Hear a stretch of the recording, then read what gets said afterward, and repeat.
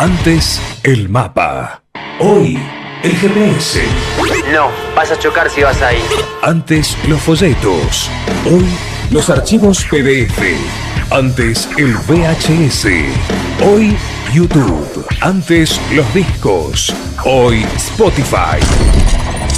El mundo cambió, pero hay mucha info y todo no parece ser tan fácil. Por eso, ahora te contamos por dónde buscar y qué usar. Las mejores apps y tendencias en música y turismo. Ahora, en Rock Trip. Música en lugares.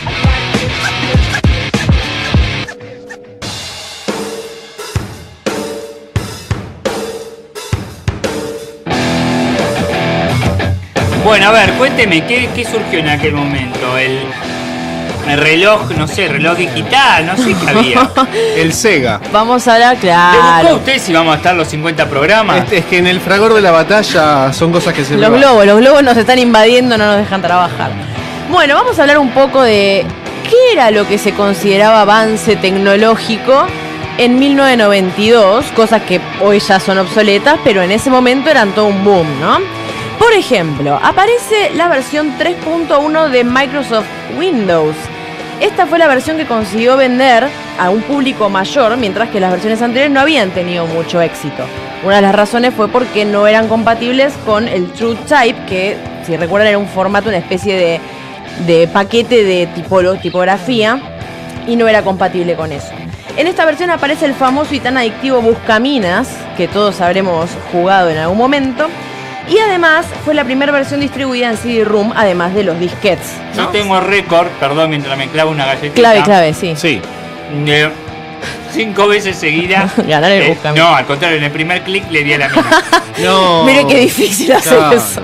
Cosa que nunca entendí que eran los numeritos alrededor. No, yo nunca lo entendí, pero lo jugaba. No sé por qué. Nadie entendió ese juego. Nadie lo entendió, pero era muy adictivo, lo voy a decir. Está el cine de David Lynch y el Buscaminas nadie lo entiende, pero todo el mundo lo usa.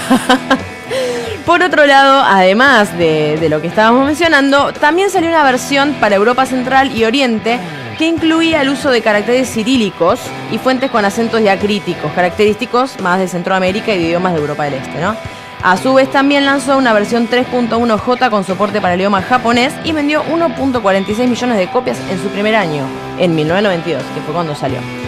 Por otro lado, además de esto, teníamos, hablando de PC, vuelvo a la PC, un juego muy famoso llamado Wolfenstein, no sé si alguna vez lo jugaron. El Wolfenstein 3D era. Claro, era un lujo para esa época. Era el primer Mi juego... Mi computadora no aguantaba. Se trababa, ¿no?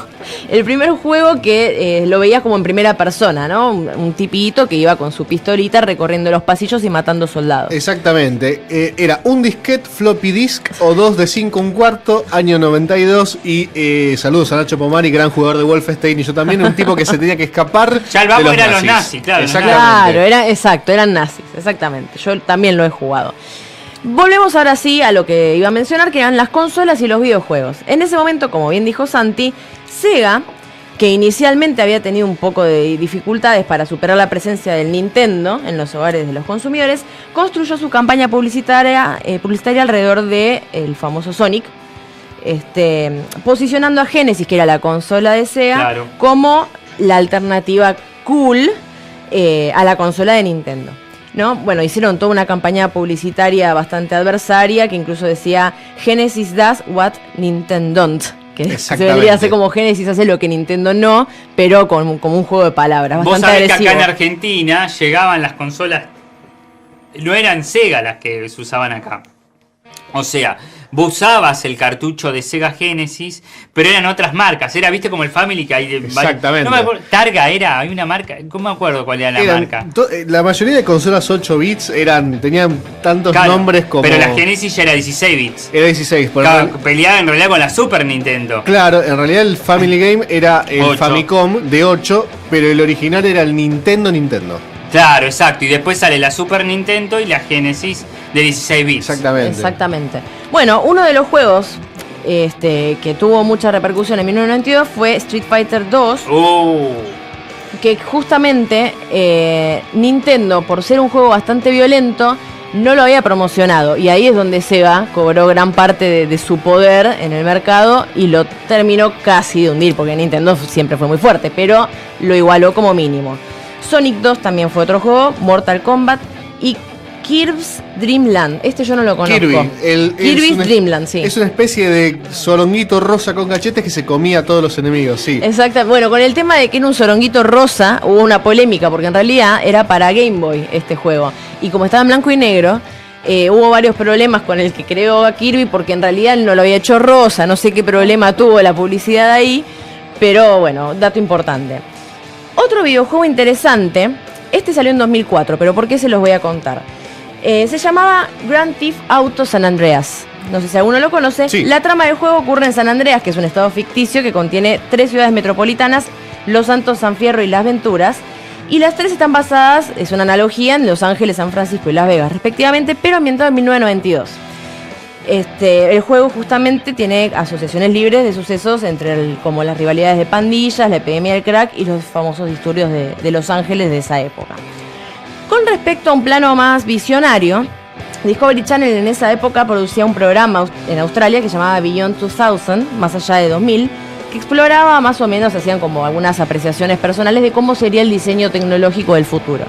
En esta época se empezó a hablar de que iban a existir los wearables, o sea, los dispositivos vestibles, como conocemos ahora. Quizás, bueno, fue muy útil cuando salió lo de Pokémon GO, la aplicación que era de realidad virtual.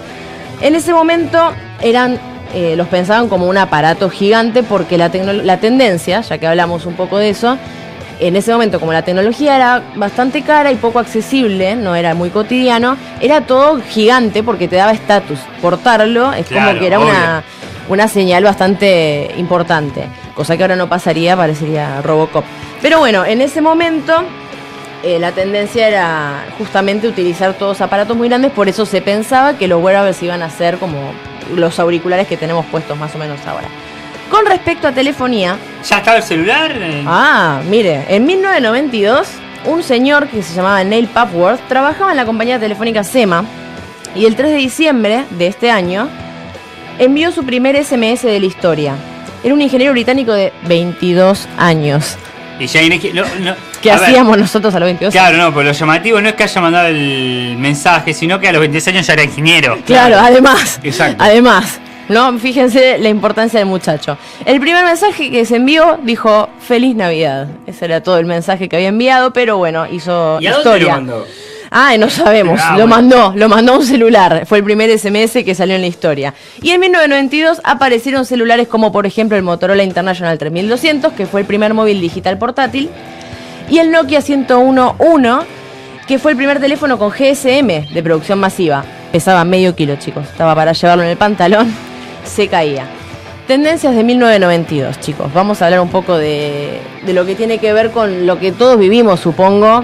No sé si ustedes recordarán, como les comentaba, por ejemplo, los videojuegos. Esto es bien para que escuchen los adolescentes de hoy en día, que no deben ni saber de lo que estoy hablando. Las casas de videojuegos eran donde los adolescentes pasaban la mayor parte de sus días.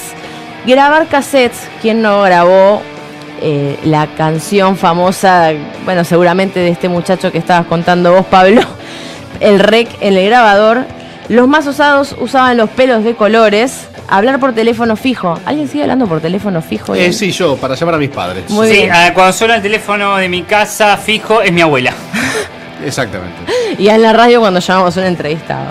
Escribir cartas. Esta era otra tendencia muy importante en 1992. Para declararse a una chica, los osados se las daban en la mano, los que no los metían por ahí por la mochilita. Y el famoso videoclub, de donde seguramente habrás alquilado un montón de películas de las que mencionaste. Yo recuerdo en 1992 o 91 Terminator 2 también la había alquilado por aquella época. Ahora que terminabas alquilando 10 veces la misma. A mí por lo menos pasaba eso. Me pasaba con La Espada en la Piedra, alquiler de cartuchos de Family a 2 pesos y películas también a 2. Con 4 pesos el fin de semana hacías un quilombo.